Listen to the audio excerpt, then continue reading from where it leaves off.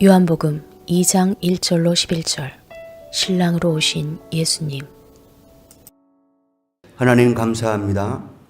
오늘도 요한복음 말씀을 통해 사도 요한이 우리들에게 들려주고자 했던 예수님에 대한 그 복음을 우리들 온전히 깨달아 알게 해 주옵소서. 종의 입술에 기름 부어 주옵소서. 예수님의 이름으로 기도합니다. 아멘.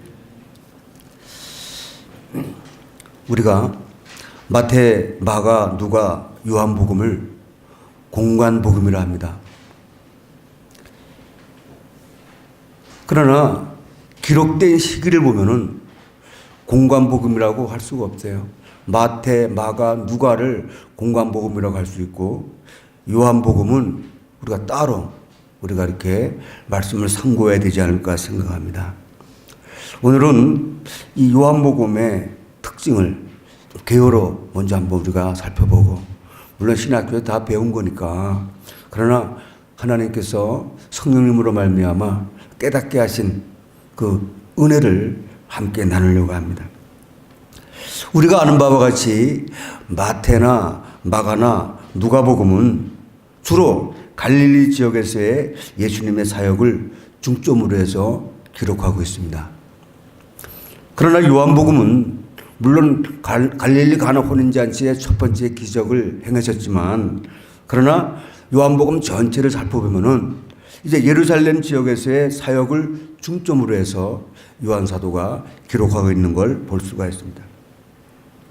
자, 이 기록 시기가 문제인데, 마태복음이나 마가복음이나 누가복음은 대략 55년에서 길게는 70년경 사이에 기록됐다라고 학자들은 말하고 있고, 그리고 요한복음은 이제 요한 사도가 밤모섬에 유배되기 전인 대략 한 90년경에 이제 기록되었다라고 학자들은 말하고 있습니다.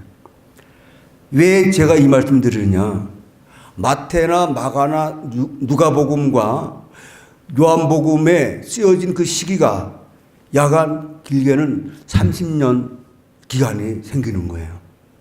그러니까 요한이 요한복음을 기록할 때는 이미 마태나 마가나 누가가 사역을 하고 또 이렇게 복음서를 기록하고 난 다음에 30년이 지난 다음에 요한복음이 나중에 요한 사도에 의하여 기록됐다는 거예요. 어느 날 요한복음을 보다가 주님이 그러한 깨달음을 줘요. 요한이 30년 뒤에 요한복음을 썼는데 그 30년 기간 동안에 뭘 했겠냐.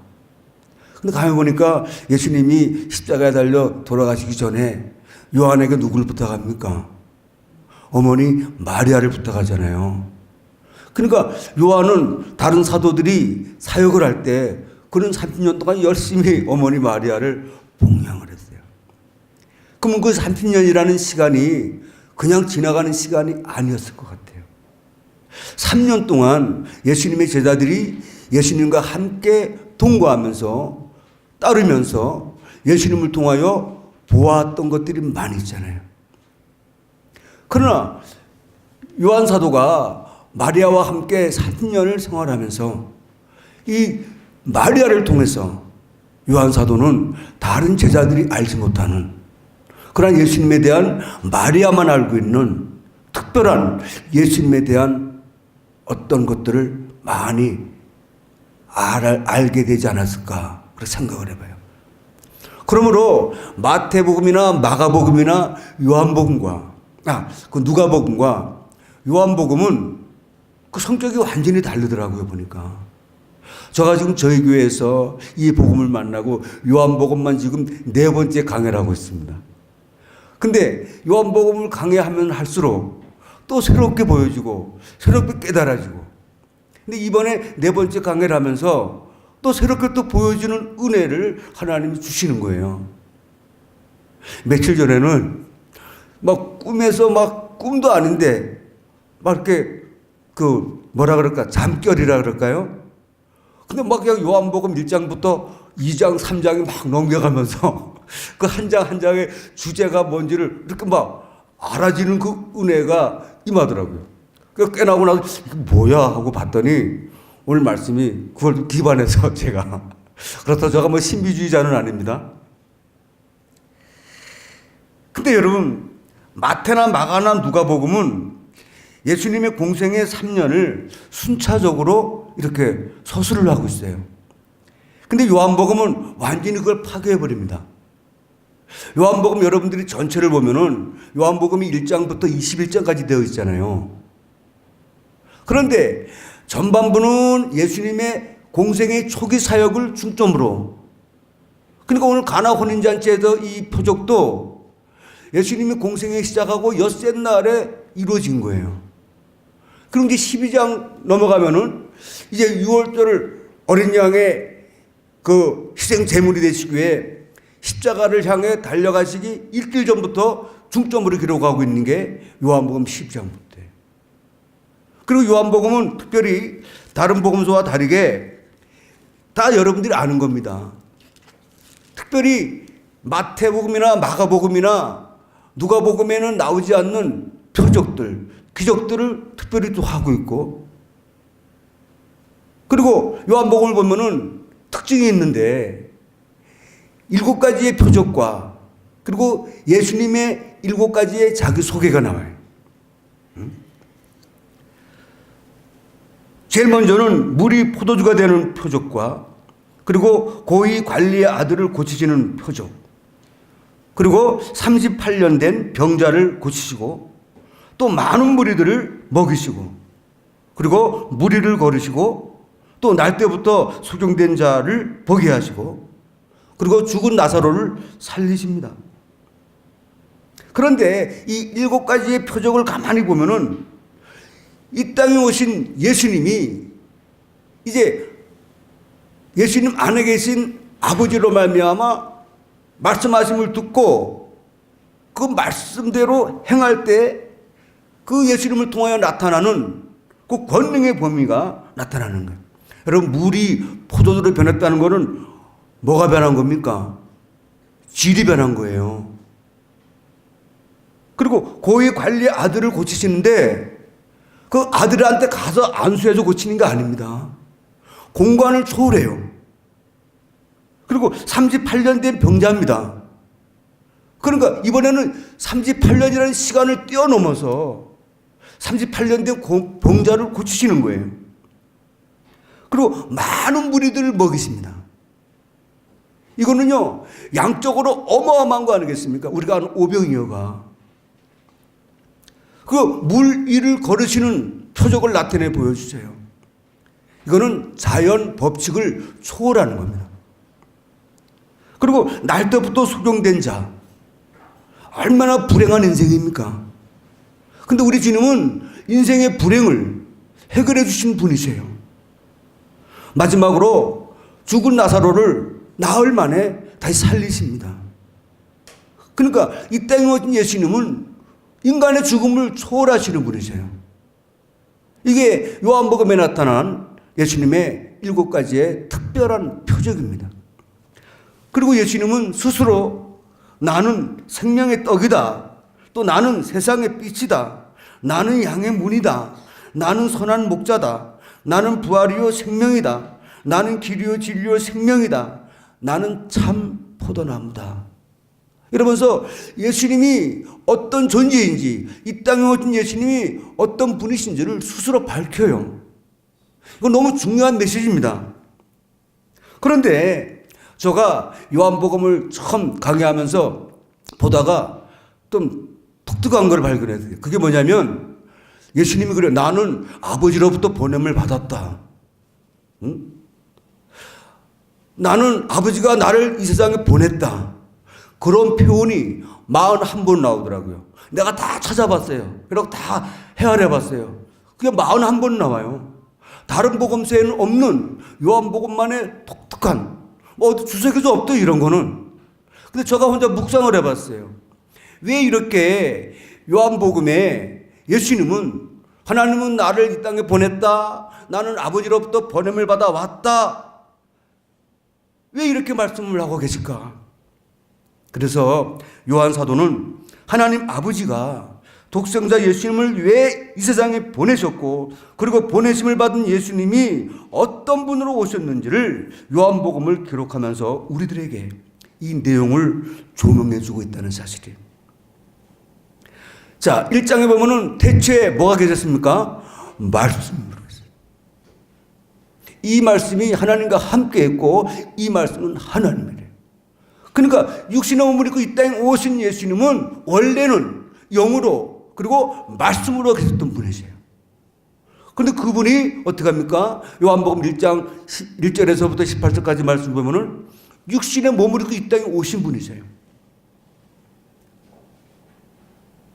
그리고 성전을 정화하면서 이 성전을 헐어버려라.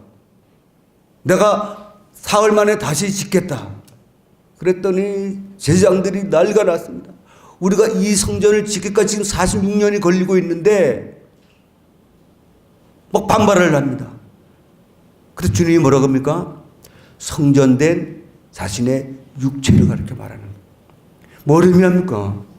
바로 예수님은 성전으로 오신 분이세요. 어느 날 밤에 니고데모가 예수님에게 찾아왔어요. 그럴 때 여러분들이 잘 아는 것처럼 요한복음 3장 3절 5절 말씀에 사람이 거듭나지 아니하면 하나님의 나라를 볼 수 없다. 사람이 물과 성령으로 거듭나지 아니하면 하나님의 나라에 들어갈 수가 없다. 거기서 말하는 하나님의 나라는 누굽니까? 예수님이에요. 우리가 영적으로 거듭나야지 예수님을 볼 수 있고 물과 성령으로 거듭나야지 예수님 안으로 예수님과 하나 될 수 있다는 거예요. 그러니까 예수님은 천국으로 하나님의 나라로 오신 분이고 요한복음 4장에 보면은 그리고 요한복음 3장에 뭐라고 말씀합니까? 이는 그를 믿는 자마다 영생을 얻게 하려 하십니다. 이 땅에 오신 예수님은 우리에게 영생을 주시고 오신 분이세요. 다시 말해 이 땅에 오신 예수님은 영원한 생명을 가지신 분이세요. 요한복음 4장에 보면은 사마리아 수가성 여인을 만납니다. 잘 아는 내용이에요. 그때 주님은 뭐라 그럽니까? 내가 생물이다는 거예요. 내가 생수의 근원이라는 거예요. 네? 또 6장 가면은 나는 하늘로부터 내려온 생명의 떡이라는 거예요. 여러분들이 시간이 나시면은 요한복음을 자세히 한번 마지막까지 한번 묵상해 보십시오. 요한 사도가 이 땅에 보내짐을 받아 오신 예수님이 어떠한 분이신가를 우리에게 너무나 정확하게 말씀해 주고 있어요. 이 땅에 오신 예수님은 하나님이셨어요. 그러나 육신을 몸을 입고 오신 하나님이셨어요. 오늘은 함께 봉독한 본문을 통해서 갈릴리 가나의 혼인집에서 일어난 사건을 통해 예수님이 이 세상에 어떤 분으로 오셨는지를 함께 좀 살펴보려고 합니다. 우리가 너무나 잘 아는 본문입니다. 목사님들이 이 본문을 가지고 얼마나 많은 설교를 많이 했습니까? 저도 수없이 한 것 같아요. 그런데 이번에 말씀을 묵상하면서 깜짝 놀랐어요. 저는 그 전에 물이 포도주로 변한 거 거기에 저는 포커스를 많이 맞췄어요. 근데 그게 아니었어요. 아까 제가 지금 서두에 말씀드렸던 것처럼 요한 사도가 지금 예수님의 행적을 기록하면서 지금 독자들에게 우리에게 예수님은 과연 이 땅에 어떤 분으로 오셨는가를 보여주고자 하고 있다는 사실이에요. 자, 나흘 때 되던 날이라고 그랬습니다. 이거는 예수님이 공생의 시작에 여섯째 되는 날인데 여섯째 날인데 갈릴리 가나에 홀레가 있어 예수의 어머니도 거기 계시고 그래요. 여기 계시고라는 이 말은 미완료형으로 이미 거기 계셨어요. 그러니까 지금 이 마리아와 이 혼인집과는 막연한 어떤 정말 막역한 어떤 친족 관계인 것 같아요. 근데 여러분 또 하나 재미난 건 마태나 마가나 누가복음은 예수님의 12제자 이름이 다 나와요. 근데 요한복음에는 예수님의 12제자 이름이 다 나오지가 않아요. 여러분 그런 것들을 좀 이렇게 좀 눈여겨보면서 말씀을 보면은 요한복음 참 독특하고 꼭 우리가 한 번쯤은 넘어가야 될 책이구나 하는 생각을 저는 많이 해봅니다. 그런데 예수와 그 제자들도 혼례에 청함을 받았다는 거예요. 청함을 받았다는 얘기는 예수님은 지금 잔치집에 손님으로 지금 가신 거예요. 그런데 예수의 어머니 마리아가 예수님에게 포도주가 떨어진지라 이렇게 말해요. 개혁성경은 포도주가 떨어진지라를 포도주가 모자란지라, 그래서 거의 떨어진지라. 지금요, 예수의 어머니 마리아가 지금 잔치집에 포도주가 지금 떨어져 가는 것까지도 알고 있는 거예요. 이거는 지금 그 혼인집의 잔치에 마리아가 지금 어떤 면으로는 간섭하고 있음을 알 수가 있는 거예요.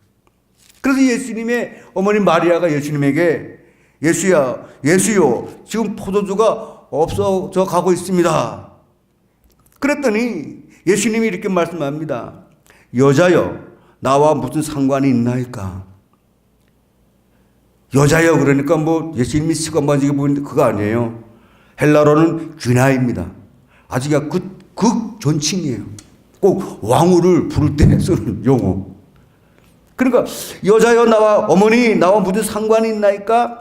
내 때가 아직 이르지 아니하나이다. 물론 이 때가 어떤 때인지 여러 가지 해석이 나오지만 뒤에 가면은 이제 이게 해결되리라 생각합니다. 지금 내 때가 아니니까 예수님이 마리아에게 하는 말이, 지금 혼인집에, 잔치집에 포도주가 떨어진 거는 나와 아무 상관이 없어요. 그리고 내 때가 아직 아닙니다. 그러나 어머니가 뭐라 그럽니까? 하인들에게 너희에게 무슨 말씀을 하시든지 그대로 하라 하는 거예요. 마리아가 보는 예수님은 지금 이때 잔치집에 손님으로 온 사람들이 보는 예수님과는 다른 거예요. 왜요? 지금 마리아는 예수님을 어떻게 잉태했습니까? 성령으로 잉태했어요. 지금 예수님의 존재를 잉태할 때부터 마리아는 하나님의 아들로 오심을 알고 있다는 거예요.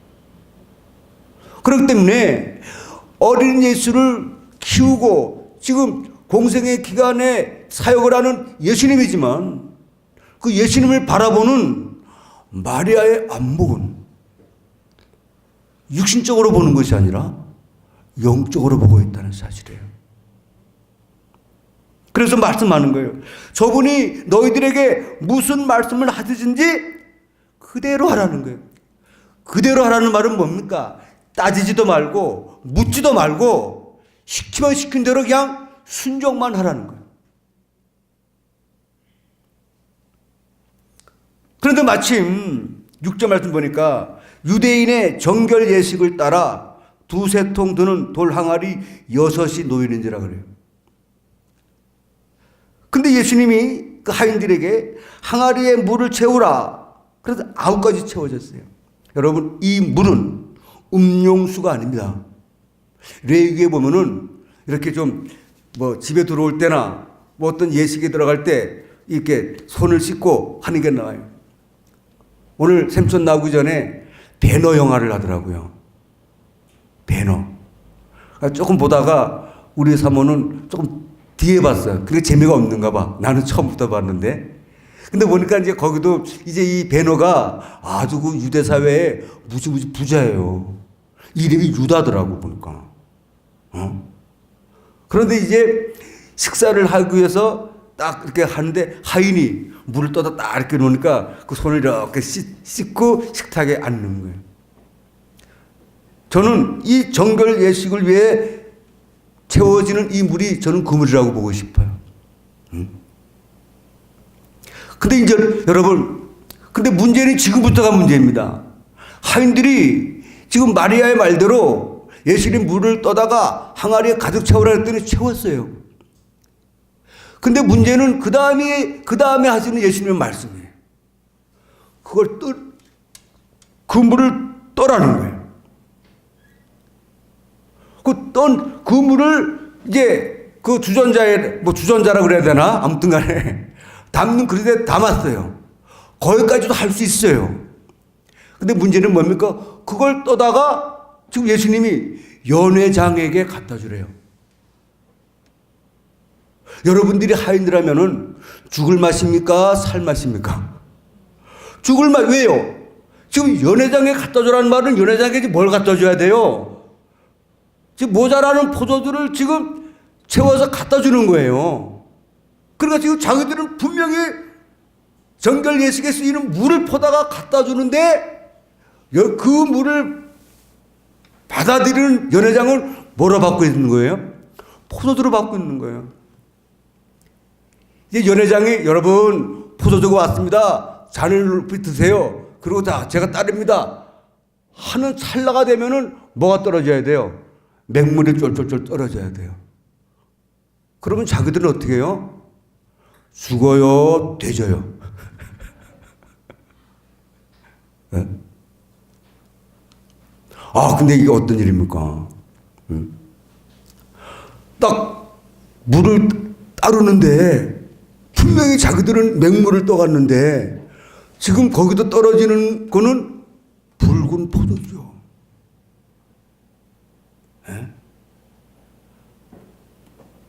저가 만약에 하인이었다면은 정말 깜짝 놀랐어요. 죽을 뻔했지도 몰라요. 근데 혼자 이렇게 한번 영화 감독이 돼갖고 한번 연출을 해봤어요. 이게 붉은 포도주가 졸졸졸 나오는 걸 보면서 하인들이 누구를 쳐다봤을까요? 예? 예수님을 쳐다보는 거. 저분이 어떤 분이래?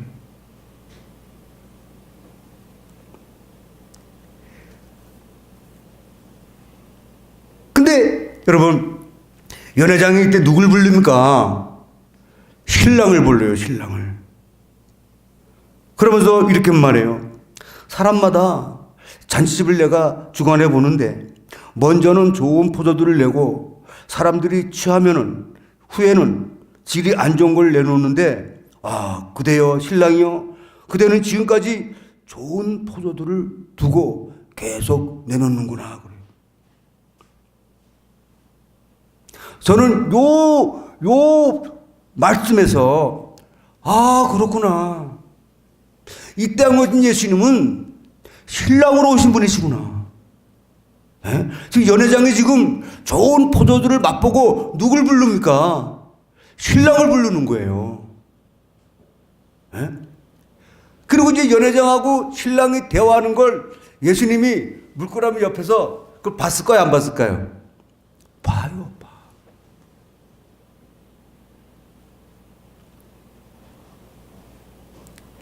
11절에 요한사도는 이렇게 말씀을 해요. 예수께서 이 첫 표적을 갈릴리 가나에서 행하여 그의 영광을 나타내심에 제자들이 그를 믿으니라. 여러분 이 영광은 아버지 하나님이 예수님을 이 땅에 보내셔서 우리들에게 보여주시는 일하심입니다. 지금 이 예수님은 혼인잔치집과는 아무 상관이 없어요. 왜요? 손님으로 초대받았으니까. 그러나 지금 이 잔치집에 포도주가 모자라면은 누가 책임지느냐? 신랑이 책임져야 되는 거예요. 그래서 연회장이 신랑을 부르는 거예요.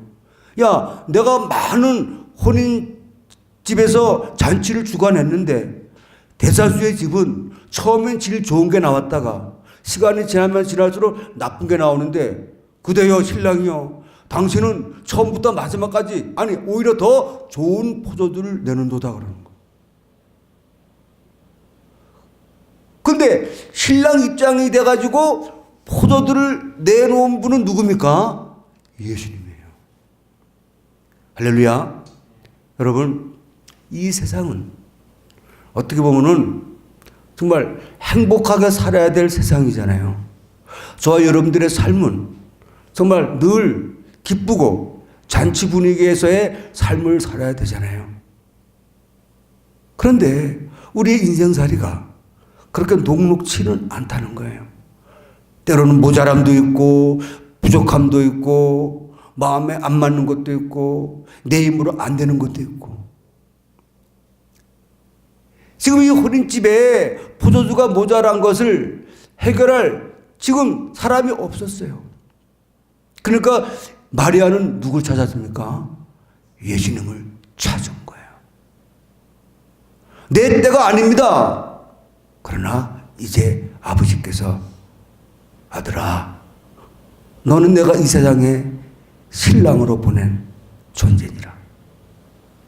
이제는 신랑의 입장이 돼가지고 하인들을 시키고 물을 뜨라 그러고 갖다 주라 그러고, 그리고 잔치집에 모인 모든 사람들의 흥을 다시 돋워주는 주님이세요. 사랑하는 여러분들, 성경에 신랑에 대한 얘기는 많이 나오지가 않습니다. 오늘 신부는 등장하지 않아요. 그러나 요한복음 3장 29절 말씀 보면은, 자, 요한이 이렇게 말합니다. 내가 말한 바 나는 그리스도가 아니요 그의 앞에 보내심을 받은 자라고 한 것을 증언할 자는 너희니라. 신부를 취하는 자는 신랑이나, 자, 신부를 취하는 자는 누구라고요? 신랑이에요. 신랑이 신부를 취하는 겁니다. 그리고 서서 신랑의 음성을 듣는 친구가 크게 기뻐하나니 나는 이러한 기쁨으로 충만하였느니라. 지금 세례 요한은 예수님을 증거하는 일만 했어요. 자기 뒤에 오실 예수님이 바로 그리스도라는 거예요. 그 그리스도를 믿고 영접하여 하나님의 자녀가 된 자는 신랑으로 오신 예수님의 친구입니다. 세례 요한은 그러한 자들이 일어나는 걸 보고 자기는 기뻐한다는 거예요. 여러분, 지금 이 물을 가지고 예수님은 포도주로 만들었어요. 그래서 어떤 번역은 포도주가 된 물, 어떤 성경은 물로 된 포도주, 이렇게 말하더라고요. 사랑하는 여러분들, 예수님만이 할 수 있는 게 물을 변하여 뭐로 만듭니까? 포도주로 만드는 거예요. 우리 이장우 목사님이 지난 목요일날 그런 얘기 하더라고요. 부활의 주님이 우리 안에 임하셨다면 우리 역시도 부활한 존재다. 왜? 죄와 허물로 죽을 수밖에 없는 우리를 살리셨고. 그렇죠? 바울은 이전 것 지나갔으니 보라 이제는 새 것이 되었도다. 새로운 피조물이 된 거예요. 영접하는 자, 곧 그 이름을 믿는 자들에게는 하나님의 자녀가 되는 권세를 줬다는 거예요. 육신의 생명을 가진 우리지만 뭐가 바뀐 겁니까? 이제 생명이 바뀌어버린 거예요. 질이 바뀌어버린 거예요. 신랑 대신 예수님만이 저와 여러분들을 육신의 생명에서 영원한 하나님의 생명으로 바꿔줄 수 있는 분이세요. 그래서 저와 여러분들을 영생을 주시기 위하여 이번 주간이 고난주간인데 우리 주님은 갈보리를 향하여 가십니다. 바울 사도는 지금 창세기 말씀을 인용하면서 남자가 부모를 떠나 여자를 만나 한 몸을 이루는 것이 교회의 크고 큰 비밀이라 그래요. 이 말은 뭡니까? 신랑 대신 예수님과 이제 거듭난 우리들이 하나가 되어 연합이 됐다는 거예요. 한 몸을 이뤘다는 거예요. 사랑하는 여러분들, 그래서 보니까 아 그렇구나. 요한복음 1장에는 말씀이 됐던 예수님이 육신의 몸을 입고 이 땅에 오셨고, 육신의 몸을 입고 오신 예수님은 신랑으로 오셨고, 또 육신의 몸을 입고 오신 예수님은 성전으로 오셨고, 이 땅에 오신 예수님은 영생을 주시기 위하여 오신 분이시고, 또 이 땅에 오신 예수님은 생수의 근원 대신 샘물로 오셨고, 여러분 요한복음을 쭉 보니까 보냄을 받아서 이 땅에 오신 예수님이 그냥 오신 것이 아니라 우리들과 상관하시기 위하여, 신랑이 되시기 위하여, 성전 되어지게 하시기 위하여, 생수를 주시기 위하여. 할렐루야. 말씀을 정리합니다. 말씀 자체가 우리들에게 복음을 증거해 주는 것이니까. 오늘 요한 사도는 갈릴리 가나의 혼인집에서 예수님이 첫 번째 표적을 나타내신 걸 기록하고 있어요. 마태복음이나 마가복음이나 누가복음에는 이 표적이 없습니다. 그러나 사도 요한은 이 예수님의 첫 표적을, 혼인잔치의 물이변의 포도가 되는 이 표적을 처음으로 기록하고 있습니다. 그만큼 저희 여러분들에게 우리 주님은 신랑 되신 주님이시고, 우리는 그분과 더불어 하나가 된, 신부가 된 존재인 줄 믿습니다. 기도하겠습니다. 하나님 감사합니다. 아버지 하나님께서 예수님을 이 땅에 보내셔서 이제 신랑으로 보내셔서 도저히 그 주님과 주님의 신랑 대신 주님의 신부가 될 수 없는 우리들의 존재를, 물과 같은 존재를 포도주로 바꾸듯이 육신의 생명으로 살던 우리들을 하나님의 생명으로 거듭나 우리 주님과 하나 되어 살게 해주시니 감사합니다. 하나님, 이 은혜로만 살아가는 우리 모두가 되어지게 주시옵소서. 예수님의 이름으로 기도합니다. 아멘.